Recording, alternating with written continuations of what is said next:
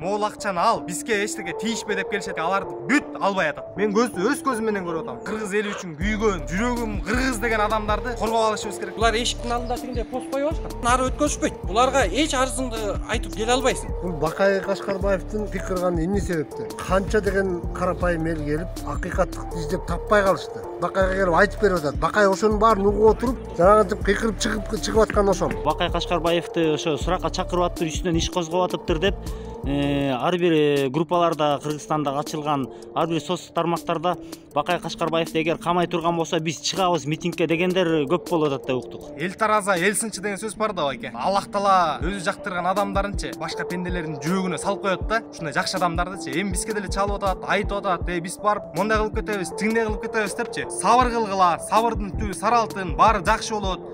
Баары мыйзам чегинде болот деп бүт түшүндүрүп атабыз да.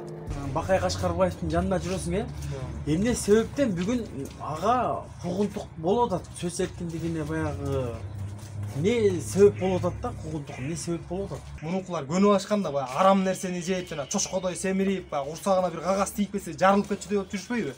Эми алардын түшүнө бул Бакай байке кирип атат да. Түнү да уктай албай, күндүзү да уктай албай атат да.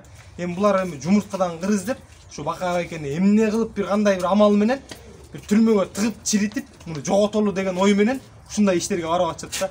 Эми азыр карап көрө турган болсок, могу жердеги байкелер 7 саат, 6 сааттан бери турабыз ушул жердечи. Ачкан. Закон боюнча 3 эле саатта турабыз чыгыш керек экен.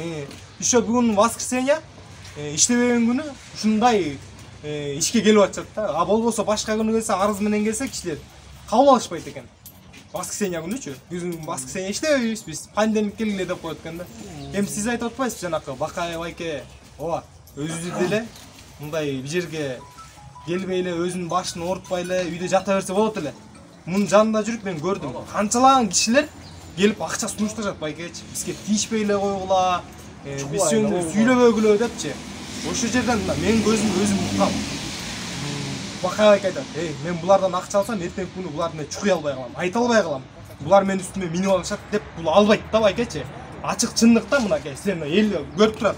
Эмне буга кыйкырып эле атат, эле буга бийлик, байлык керекпи деп элдин баары эле айтып атат да. Жок, бул байке адилет, чынчылдык үчүн, акыйкат үчүн ушинтип чуркап жүргөн байкелердин бири. Эгер ошондой эле акча керек боло турган болсо, ошо бирөөнүн эле сунуштап келген акчасын ала турган болсо Бакай байке өмүр бою буга жетмек да, жата бермек. Ошон үчүн могу карапайым элдин бир үнүн жеткирейин деп жүргөн байке да. Дагы экинчи суроо, анда могу Шыкмаматов айтпадыбы? Бизде могу реформада эме каралды. Күчтүү коом болуш керек, биринчиси, 3 принциппен чалабыз. Сөз эркиндигине тыюу салынбайт деген, анан күчтүү парламент деген.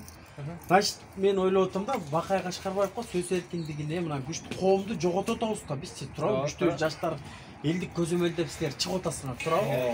Ошол канчалык бир негиз бар, анда сөз эле бойдон калдыбы ушу Шыкмаматовдун сөзү ушулар? Ошо булар баягы сен сүйлөгөнүң менен үйлөгөнүң болуп калып атат да. Баягы эле эски система калып кала турган болсо, моякта канчалаган байкелер жүрөт, көзүнөн ажырап, мына могу байкени карагылачы. Ушу бир адилеттүүлүк, чынчылык үчүн ушу 5-октябрда ушу байкелер өзүнүн башын, өмүрүн сайып ушул жерге келди да. Ушу биздин мекенибизди сактап калалы, ушу биздин ата-бабаларыбыз ушу мекенди бизге аманат кылып кетти. Биз дагы ушу мойнубуздагы аманатты кийинки биздин урпактарга жеткирели деп ушу байкелер мына, байке, ушу көзүнөн ажырап отурат да. Эми ушинтип Бакай байке адилеттүүлүк, чынчылык үчүн күрөшүп жүрсө, эми мынтип куугунтук болуп атат да. Бул эң туура эмес нерсе да. Ошон үчүн баарыбыз биригип, бир жакадан баш, бир жеңден кол чыгарып, ушундай байкелерге биз колуна кол, бутуна бут болуп туруп беришибиз керек да. Ошол кыргыз эл мындан кийин адилеттүүлүк орношу үчүн элдик көзөмөл сөзсүз болуш керек. Элдик көзөмөл ушул кандай болуш керек? Катуу болуш керек. Бүт органдар кое бере тургандай болуш керек да. Азыр келсең ар биринин ушундай мындай посттор бар. Ар бир органга барсаң ушундай посттор бар. Заявление жазып алып келсең, жазылып кой дейт биякачы. Жазылып коюп күтүп тура бересиң. Качан киресиң деп. Кире албайсың. Элдин үнү жетпейт. Булар эмне эле бекинип алып отурушат. МВДсына кел, прокуратурасына бар, Финполго бар. Хот бүт бар ачык болуш керек элгечи. Мына азыр Бакай байке элдик көзөмөлдө отурат. Бүт бар кирип арыз мунун айткан 1000 деп саналат. 100 көтөрүп жүрүшөт делолорун. 5 жылдан бери карап айтат, 10 жылдан бери карап айтат, тартып алып коюшту деп.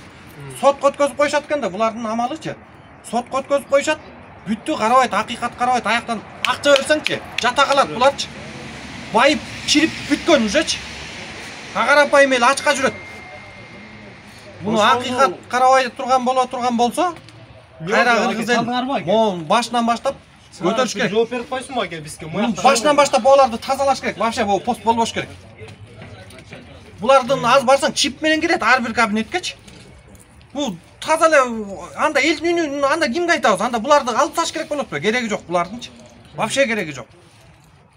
Элдин мондай жүрөгүндө толуп турган нерсесин азыр чыгарып алалы деп Бакай Байкени жеп коюшмай болду уже. Барып көргүлөчү жанына миңдеп киши турат. Телефонун тытып айырып салышты уже. Бакай Байкенде телефонун экраны сынып калыптыр.